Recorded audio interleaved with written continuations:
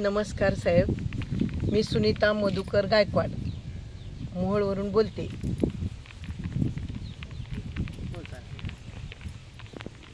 तर तुम्ही हुरडा केव्हापासून करताय? किती वर्षापासून करताय? 4 वर्षापासून करतो आम्ही हुरडा.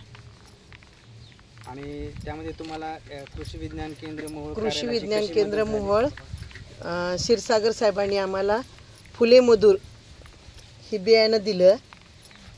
आम्ही 20-20 गुंठ्याचं 2 प्लॉट केले आहेत आणि आज 11वा दिवस आहे. आम्हाला काल 10 दिवसात 60,000चे पेमेंट झालेलं आहे. आम्ही स्वतः चुळून विक्री करतो आम्ही मोहोळमध्ये. आणखी साधारणपणे या हंगामामध्ये हुरड्याच्या तुमच्या 20-20 गुंठ्याच्या 2 प्लॉटमधून साधारणपणे किती उत्पन्न तुम्हाला अपेक्षित आहे? तसं भरपूरच आहे.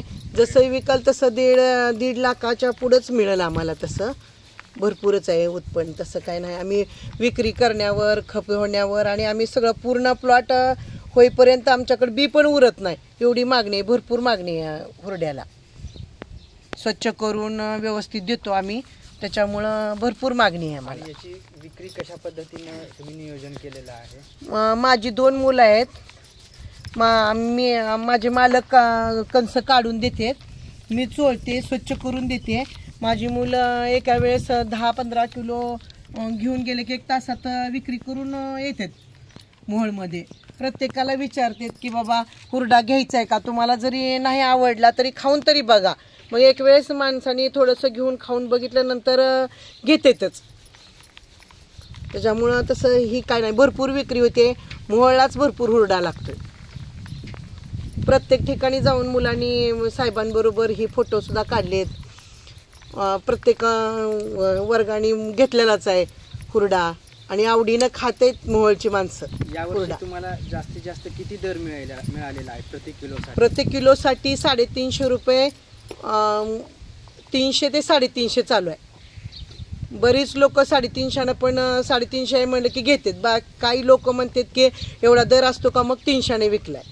आतापर्यंत तर चाललं आहे 300 ते 350. इतर जो हुरड्याचा पारंपरिक वाण आहे सुरती आणि या फुले मधुरमध्ये तुम्हाला काय फरक जाणवतो? सुरतीमध्ये थोडंसं लवकर ही होतो, असा निब्बर व्हायला बघतो. पण ही फुले मधुर असं आहे ना, जरी ह्याचं पांढरं जरी झालं ना दाणं, तरी ह्या खायला गोड रुचकर लागतो, चांगला लागतो. आणि कंसातून दाणे काढण्यासाठीचे म्हणजे तुम्हाला सोयीस्कर वाटतं, सोपं आहे फुले मधुर. छान निघते, काही राहत नाही. थोडंसं असं चुळून निघलं ना, हलक्या हातानं थोडं बडवलं की पूर्ण निघून जाते. आणि त्यांच्याकडं त्याच्या उरलेले जे आहे ना, ती माझ्या जनावरांना मी बडवलेलं टाकते. माझं काय वाया जात नाही. साधारणपणे हे आपण 20-20 गुंठ्याचे 2 प्लॉट आहेत, म्हणजे 1 एकर. तर याचा लागवडीचा खर्च वजा जाता तुम्हाला निव्वळ नफा किती अपेक्षित आहे किंवा मिळेल? लागवडीचा खर्च किती आहे 1 एकरसाठी?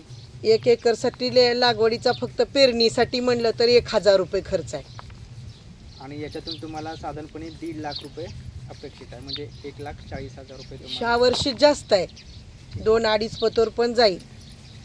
आताच 10 दिवस झाले 60,000चं उत्पन्न झालेलं आहे. त्याच्यामुळं आता इथून पुढे जास्त आहे. आणि ह्याला भरपूर ह्या वर्षी उत्पन्न चांगलं मिळालेलं आहे. आणि कंस पण मोठी आहे ती, ह्याला दाणे पण चांगले आहेत. त्याच्यामुळं भरपूर माल पडतोय. कसाही विकला तरी 2-2.5 लाख रुपये होते. आणि टप्प्याटप्प्यानं पेरल्यामुळं त्याचा फायदा पण आहे.